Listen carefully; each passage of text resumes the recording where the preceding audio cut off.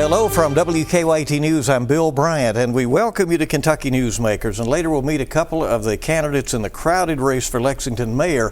But first, Clark County's Interim Judge-Executive R.J. Palmer is here. If his name is familiar to you, Palmer served in the House and then in the Kentucky Senate from 2001 to 2015. He was also the Senate Minority Leader. Back in the public eye right now, leading Clark County until the November election. And he joins us. Judge Palmer, welcome. Do you get used to that name? Thank you. It's a little awkward, but you get used to it, I guess. How's it going as you step in to lead your native Clark County for a few months? It's going very well, actually. The court has been very gracious to me, patient with me, but has also been very willing to work together to try to move Clark County forward. And that's kind of the concentration for such a short period of time. This was a surprise to you that the governor chose you, right? Yes, a little bit. Yeah. Yeah. The timing did work out that you got to honor the George Rogers Clark High School for those 2 state basketball championships, both the boys and girls. What an accomplishment for them, and I assume an honor for you to have that time. An absolute honor for me, being a graduate of George Rogers Clark and, playing basketball in Clark County. I didn't think, honestly, that I'd ever get to see that. And then to see boys and girls in the same year, it's real positive for our community. We're extremely proud of those teams and those student athletes and the coaches. Your profession is that you advise local governments around the country on how to move forward. So this is sort of what you do. It is. As I understand it, you're trying to keep your business going while also doing this other job now. I'm leaning pretty heavily on some colleagues at work because there is certainly plenty to do in the county judge's office. We know that Clark County has had some well-publicized financial challenges. We know that you are also putting together a budget for the next fiscal year, which your successor will have to deal with later. Right. Do you hope to deliver an improved situation by the time you get to November? I do. One thing that I've been very clear about is that we want this to be a real budget. Sometimes we can inflate revenues a little bit or maybe underestimate expenditures. I want this to be as accurate as possible so that the court understands how we can move forward and the community understands what the position of Clark County government is. As you're beginning to put this budget together, do you see that there will have to be some sacrifices? I think there will have to be some sacrifices. It's probably, I believe it will ultimately not be as significant as I initially thought, but we do have an ability, I think, for use of kind of some one-time money to kind of shore this particular budget up. We spend an extraordinary amount of money on addiction costs. And of course, we now have the opioid settlement. And talking with Keiko and some other folks, I think there's an ability to use some of that for often, the costs that are associated with incarcerating those people. Clark County is growing. There seems to be a desire to keep some control of that. There are some counties we were noting that are sort of wide open right now with what is going on in terms of development, and it's become an issue in some of the campaigns and so forth. But there will soon be a major mixed-use development along 627 near George Rogers Clark. There's also going to be a new Publix over there. So lots of things are happening in terms of growth. There is. There's lots of growth that is occurring in Winchester and Clark County, and I think overall, we need that to continue to be able to provide the services that are demanded, not only of those who have always been there, but those who are coming, in the future. So certainly we need to be controlled about it, but smart about it. But I think we welcome the growth that's coming to Winchester and Clark County. How do communities strike that balance? I think it probably differs from each community, from one community to the other. And I think oftentimes it will depend on, who the leaders are. We're currently working on a sanitary sewer project that will probably open up another portion of 60. You mentioned the mixed use on 627.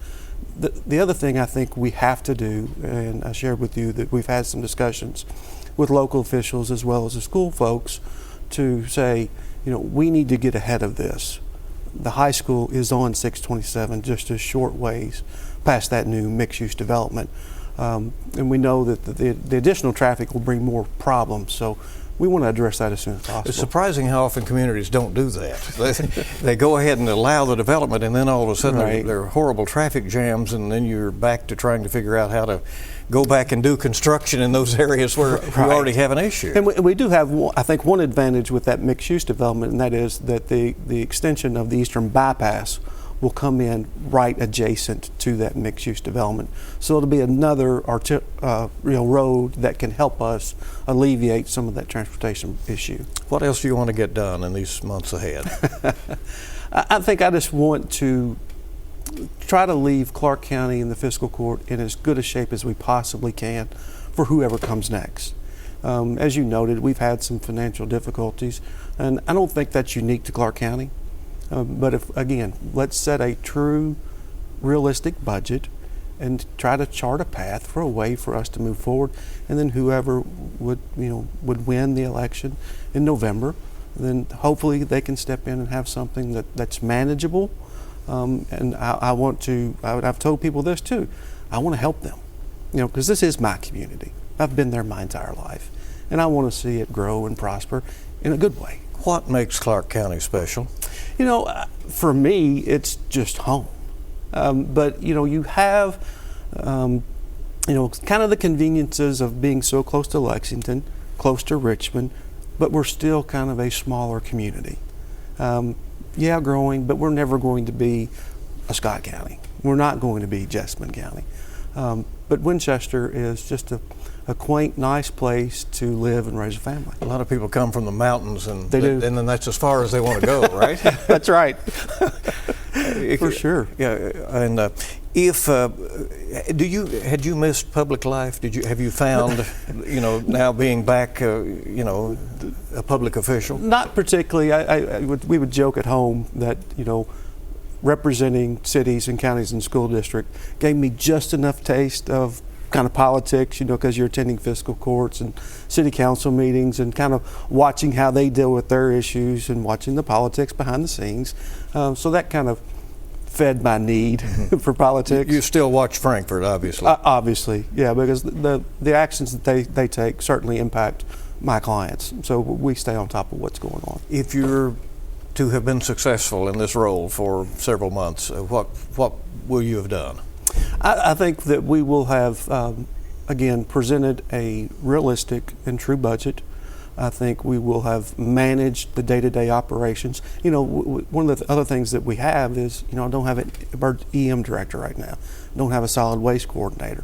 So, unfortunately, a lot of those roles fall to me. So if we can manage those things and just keep Clark County moving forward until we get a permanent replacement, obviously for me as judge, I think that'll be a success.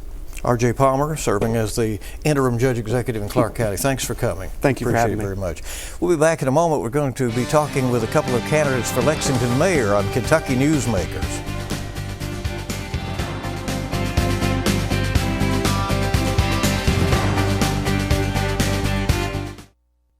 Welcome back to Kentucky Newsmakers. Great to have you along with us. There are 7 candidates for Lexington Mayor, including incumbent Linda Gorton, and one of those in that crowded field is Greg O'Neal. Why is he running, and what does he hope to do? He's with us now. Mr. O'Neal, thanks for coming. We appreciate you joining us.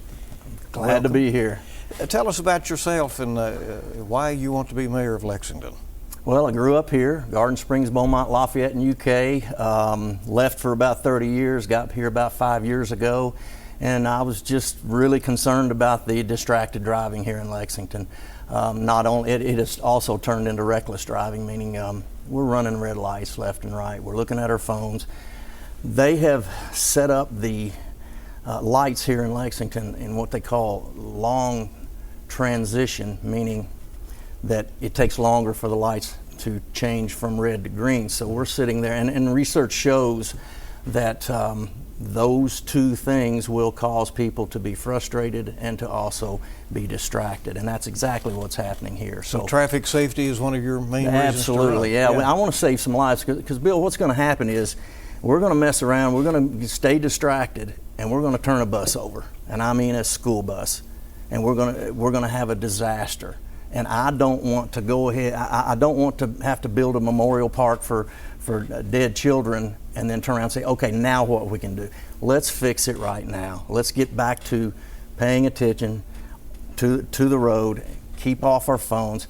The other thing I want to do is I want to flash the lights at night. And the reason that's important, because usually at 2 in the morning, the only thing going on, the only reason you're driving is because there's an emergency. So I want to be able, for somebody that's trying to get across town to their friend who's sick and needs to go to the emergency room, I want them to come up to a light and I want it to be flashing red, not just red, because there's no other cars on the road. They need to get going where they're going. We are expected to obey a red light at 2 o'clock in the morning with no cars anywhere. So enforcement, maybe new ordinances, that would be where you'd head with that. Absolutely, yeah. All right, crime and public safety always major issues in a citywide race. Do you feel Lexington is relatively safe? I think it's relatively safe. It's just going to depend on what part of town you're in. They asked the question the other night at the forum, you know, what would I do when it comes to the crime in the neighborhoods and stuff? The only thing I can think of is just cameras. Let's put the cameras up. If we could, I don't see why we couldn't go to a high crime neighborhood and go to a surveillance company and say, put video surveillance on 100% of this neighborhood, and then let the bad guys know. And then just see if we, you know, if they continue to commit the crimes, let's pull up the cameras and let's prosecute them. But how would you select the neighborhoods? I guess it would just be probably just stats as to, you know, the highest crime, I guess would be the case. Affordable housing, an issue in Lexington. Most people who work in the city don't live here. For some, it's a choice. Others express they can't afford suitable housing in Lexington. Right. Do you believe that that needs to be addressed? I think it needs to be addressed, but you know, I've owned like 5 homes in my life. I guess my first question is, why is your income low? I mean, why? I know the other night I was kind of put in a bind there because I couldn't come up with the word discrimination. You know, people who have not crossed their T's and dot their I's over the years, and they find themselves with low income. I'll help them, but I'd like to find out why they can't maybe come up with another career or come with a reason to maybe make more money. So would you say that then housing is largely affordable in the city? No, I don't think, not largely. I'm sure there's many people who can't afford housing. You know, they talk about 22,000 units being apartments or houses that we're behind, and it takes about a year and a half for the developmental process to take place when a developer comes and, you know, let's say he buys a farm, a year and a half before he's going to get the paperwork. Now, the other night the mayor corrected me and said that it takes about 30 days, but she was talking about a simple building permit to build a house. But for a year and a half to wait to be able to start a development, we've got to cut down on that. Somebody's not doing their job. And Bill, and that reminds me, Bill, I have been, I was in the steel business 20 years. I've been a landscape contractor 25 years. I've done the work. Whether I was sitting at a desk as an inside rep, an outside rep, a sales manager in the white collar business, I did the work. And then for 25 years as a landscaper, I worked in 0-degree wind chill. I worked in 110-degree heat index. I know that somebody has to do the work. You said in a recent, in that forum, as you mentioned, that you don't favor public expenditures for public art, and yet Lexington does spend a considerable amount of money on art. So you're for cutting that? I'm not for cutting it at all. I'm for putting it on hold. And anybody who is making money and making a living as an artist or with art in Lexington, I need them to help me figure out a way to where we can contain the litter. We have litter that is so bad, especially around Forest Park Drive, Elizabeth Street. The litter is in the sewer. You can look down in the grate and you can see it in the sewer, and that's when it's pollution, and that's when it is completely out of control. Now, Bill, I know who the snake is, and I know who the head of the snake is, and I want to bring this up to your viewers. The University of Kentucky accepts out-of-state students to come into Lexington and live while they go to school. If you go over to what I call Ground Zero, just off Waller Avenue, at Forest Park, Elizabeth Street, Westwood, it is a total mess with litter. It's everywhere. And if you ask anybody who's doing it, they're going to say it's the fraternity guys. And if you look at a house full of litter, well, Mr. O'Neal, they have a lot of in-state students as well. We have a lot, and they litter too. And there are people who would move here and stay here. I mean, who've come to college here. Right, So, but I'm talking about the litter. I'm talking about them not being able to find a trash can. Mayor Linda Gorton has been on the defensive some about the city's response to winter events in recent months. She now says there's a new plan. She has spelled that out, and there's a price tag for it. Do you think Lexington is likely to do better now in responding to winter events? Only if I know what the plan is. I mean, what I said the other night is just because you stick a plow on the front of your truck, that doesn't mean you know how to plow snow. And again, I've been outside, working outside for 25 years, and I know if you don't know how to do the job right, it's not going to be done right. What I propose is that we invite some guys from Michigan, from Wisconsin, somewhere way up north where they're plowing snow for 4 or 5 months, have them come down, do a seminar, and teach these guys how to plow snow. Because, Bill, I'm going down Nicholasville Road, and I want to turn on Tiverton Way like 3-4 days after that snow. The right turn lane is only plowed halfway. Now, I don't know what caused that. I don't know if it's just not understanding that we need a full lane to turn right. But that's not, I mean, we can't continue doing what we're doing. So my answer to your question is I'd like to see the plan that the mayor's coming up with. All right. How will you be campaigning in these next few months, connecting with voters when a successful candidate needs to be in the top 2 to move on to November? Absolutely. I told people I just don't want to come in 7th. I want to at least make a showing. The way I am campaigning is, number one, I'm paperless. I'm not going to create any new litter. So basically, when I walk to somebody, talk to them, I ask them to take a photo of my campaign on my phone, and that way I'm not creating any litter. I've been a salesman since I was 21. 45 years I've been a salesman, and the number one thing you got to do as a salesman is find out what does your customer want. I had to collect 150 signatures on my petition in order to turn it in to become mayor. Every single person I asked, every single person I told, I said, I'm going to straighten these traffic lights out, I'm going to take care of the litter, and every one of them, that's what they want. That's what Lexington wants. We want safe, right. We want litter free. We appreciate you coming by. Greg O'Neal, candidate for Lexington mayor, and we'll be back on Kentucky Newsmakers in a moment.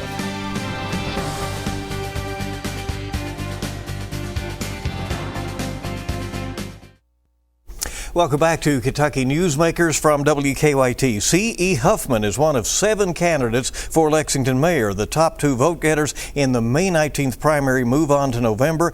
And Mr. Huffman, by the way, worked in the TV news business for some years and is now in public relations at the University of Kentucky. Welcome. Appreciate you coming in. Thank you so much, Mr. Bill, for having me. I really appreciate this. I tell people all the time, this has been the greatest job interview of my life. Everybody that I meet is a potential employer, is how I say this, right? So I tell folks a little bit about myself. I'm a Henry Clay graduate, right? 2001 EKU graduate like yourself with a broadcast journalism degree in 2006. Been all over the country, but during COVID, I got laid off from TV and came back home to Lexington, Kentucky, and got a job as a COVID enforcement officer for the student activities and organizations. So I actually went around to all these student groups and made sure that they had their COVID resources with another one of my colleagues and made sure they had the masking, and we did that until it went away. And then I got my job at the University of Kentucky full-time in public relations. So I get to work and magnify all the great things happening at the Martin Gatton College of Agriculture, Food and Environment, which includes our 120 county agent extensions, the J. David Rosenberg College of Law, the University of Kentucky Library System, and the graduate school at the university. And now you want to be mayor of Lexington. I do. I think Why? that because we have so much potential here. I tell people this is where the East and the West meet the North and the South. This is the melting pot. We've got 64 and 75 right there. We've got a research institution, a tier 1 research institution in our backyard that is only growing. And we have potential to be the center of Central Kentucky, to really meld together all of what's going on in the 6th district. We need to connect all of that, and we have the possibility for growth. But we need a vision. We need somebody who actually does not just want to show up and doesn't want to just be mayor. We need somebody who has a vision, not just for Lexington, but for Fayette County and the entire 6th district. You see the city now as missed opportunities then? Absolutely, sir. I think that there are so many missed opportunities. First off, we have a housing epidemic, and I tell people on day one, I am going to create a housing emergency by executive order. We're going to get rid of the red tape. We're going to focus on infill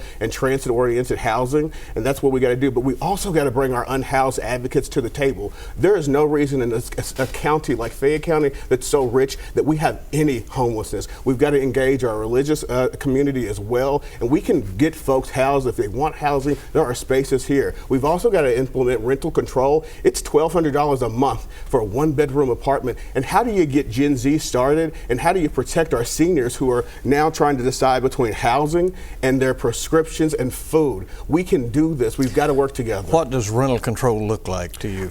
Right now, I don't know what that looks like, right? It could be working with the landlords to create some kind of tax incentive for them to lower their property taxes. It could look like having some kind of a bank to actually give money straight to the renters themselves.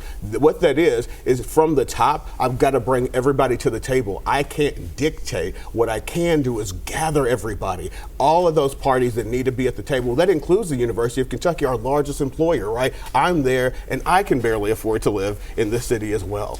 You have said you have spent some time studying the city council the last few years that you've been back home. In fact, you have these stickers. I do. Look at this, Mr. Bill. This is the stickers from everywhere you see. You have to get your ID badge, right? And it's really thick. This is 3.5 years of me going. That's visitor badges at City Hall. This is all my city badges to get into City Hall. And I tell people I've been going for 3 years. So I've been studying not only the city council meetings and how it's set up, I've been studying what the council members themselves, what their priorities are. I've been going out to some of their meetings as well to talk to their community members. And those council members, what they can tell you is sometimes I'm the only person there.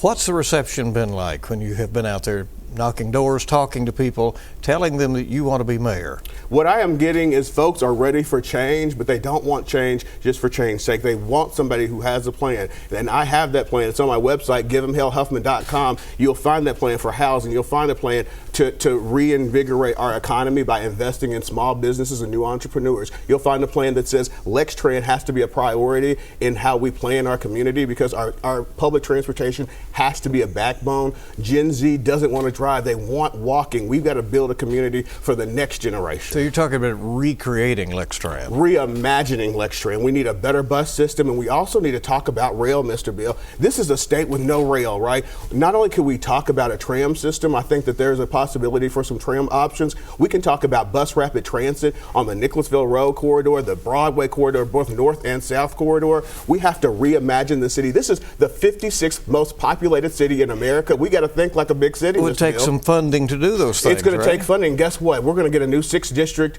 federal representative, and I'm going to lean on that person to bring back some money to support this. Plus, we don't have a current operation down in Frankfort. I'm going to become friends with the folks down in Frankfort like Mayor Greenberg has in Louisville. You have said on public safety that you favor community policing, yes, and an AI effort to monitor the internet and social media for criminal activity. What does that mean? So what I'm saying with first off, a community policing, we need to get our police back out of the cars and back into the community. I grew up partially in the old East End community where we had the PAL station, and our police officers played with us. They knew us. We saw them on the mounted police. We trusted them. So we've got to rebuild that trust. Community policing went away after 9/11, right? And every police force became an occupying force for the right reason. But we've got to go back. We've got to ratchet back. The AI is, if bad guys have access to AI, our police force needs to have the best technology. We've got to make sure that they have the resources right, and they've got to monitor social media. So much of the violence, so much of the drug activity, so much of the human trafficking,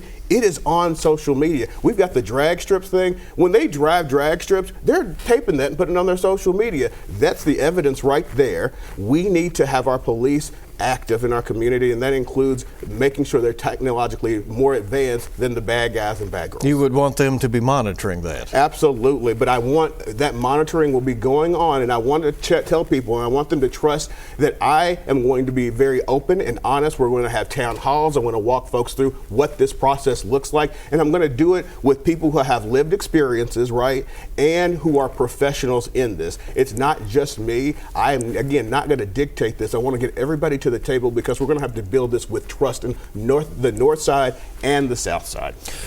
What caused you to want to do all of this? Well, I'm a UK employee and I'm making a pretty good salary, but I just felt like my tax dollars were not being used for the best interest. This all started, Mr. Bill, actually with traffic engineering. We have one of the most antiquated traffic engineering systems in the country. We need to get our traffic lights under control. We don't have a bypass to get through the city like Louisville or Cincinnati. So our traffic lights are so important to moving our traffic in the city, and they are out of sync. I ask everybody this every time: can you get through 4 lights through this city without stopping? No. Can you? Come on, Mr. Bill. If you do, I'm going to give you, you must be running some of those. So what I tell people is we've got to get our city moving. If we've got traffic in downtown Rupp Arena, we should be able to move them in and out in a centralized way, right? So that's where this started. Then it was potholes. All right, 2 seconds left. Okay. May 19th, the primary. Yes. Your prediction, you're going to? I hope to be at least second place. I want to be I think I deserve a face-off with the current administration. All right, so you believe she will be the likely? I do believe that she will be the likely vote getter. I think that's a battle for number 2. And then when you see us face-to-face, you'll see the future versus stagnation. All right, C.E. Huffman, running for mayor of Lexington. Give him hellhuffman.com, Mr. Bill. Thanks for coming. Thank we appreciate you. it very much. And we appreciate you being with us for this edition of Kentucky Newsmakers. Remind you, we'll keep covering the election through the primary and, of course, November. And for the latest, join us on air and on WKYT.com and on our WKYT News app. Have a good week ahead.